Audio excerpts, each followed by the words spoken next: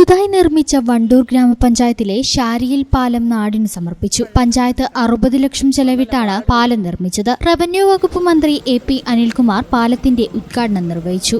കഴിഞ്ഞ പ്രളയത്തിൽ പാലം പൂർണ്ണമായും തകരുകയായിരുന്നു. കാലവർഷം ശക്തമായതിനെ തുടർന്ന് 1 വർഷം വൈകിയാണ് നിർമ്മാണ പ്രവൃത്തികൾ പൂർത്തിയായത്. ഗ്രാമപഞ്ചായത്ത് president KT Shamsudheen, KV Sindhu, C Baiju, TK Nisha, മറ്റു ജനപ്രതിനിധികൾ, PT ജബീബ് സുക്കീർ, കാപ്പിൽ മൻസൂർ, സിദ്ദിഖ് പട്ടിക്കാടൻ, നാട്ടുകാർ തുടങ്ങിയവർ പങ്കെടുത്തു. ഈ ചാനൽ ന്യൂസ്, വണ്ടൂർ.